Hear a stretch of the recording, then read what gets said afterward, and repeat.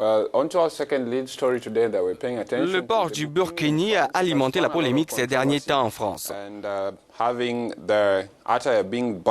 Une polémique qui a enflé suite à la publication de photos de la police demandant à une femme d'enlever son burkini sur une plage à Nice.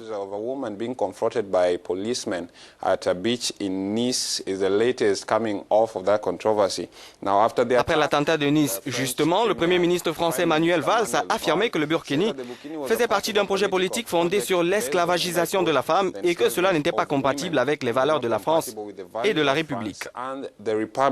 Le débat n'a pas suscité beaucoup d'émotions sur le continent, à l'exception de pays méditerranéens tels que l'Algérie.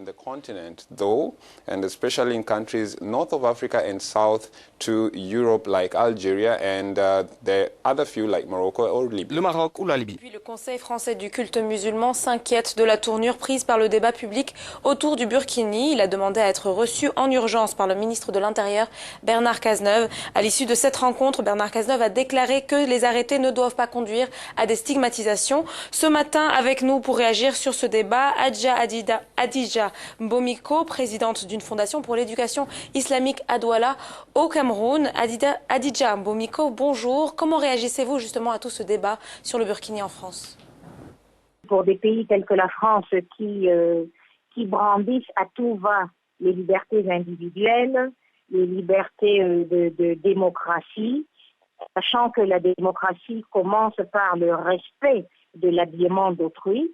Donc moi, cela me vexe énormément et je qualifie cela directement d'une sorte d'apartheid social et culturel envers celui qui a pour religion l'islam.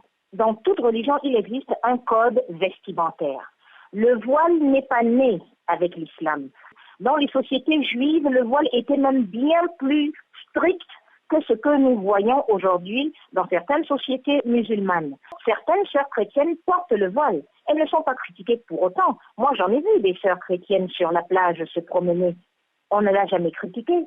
D'où vient-il qu'aujourd'hui, quand quelqu'un décide de s'habiller de façon à ce qu'il préserve sa pudeur, qu'on ne montre pas son nombril à tout va, dès que vous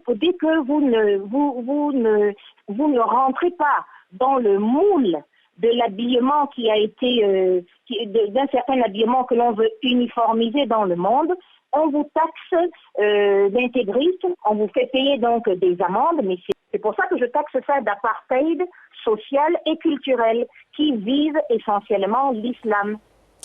Alors en somme, vous estimez que le choix du burkini ou même du voile intégral n'est aucunement synonyme de radicalisation? L'islam n'a jamais demandé forcément de se couvrir totalement le visage. C'est clair et net dans le Coran. Il demande de s'habiller décemment. S'habiller décemment, c'est-à-dire de la tête jusqu'aux pieds, avec des vêtements qui ne sont pas forcément collants, de façon à ce que vous laissez voir votre visage, vos mains, vos pieds. Un point, c'est tout. Lorsque l'on est ignorant, on a peur de ce que l'on ne connaît pas. Il faut qu'il cherche à connaître qui est le musulman, comment vit le musulman. Le musulman normal, pas le musulman intégriste. Parce que dans toutes les religions, vous avez des intégristes. Dans toute religion, vous avez des brebis galeuses. Il ne faut pas généraliser des comportements négatifs à toute une société. Vous comprenez? Alors l'islam, comme l'islam met les points sur les i en matière de respect de la femme, à commencer par l'habillement qu'elle choisit, personne n'a rien à dire contre cela. Donc tous ceux qui veulent cataloguer l'islam pour qualifier l'islam islam donc terroriste, vraiment ce sont de parfaits ignorants et je les invite très vivement à rechercher la connaissance véritable, à poser des questions saines, à poser des questions constructives afin de ne pas créer l'amalgame et faire du feu de tout bois. Merci, Hadija.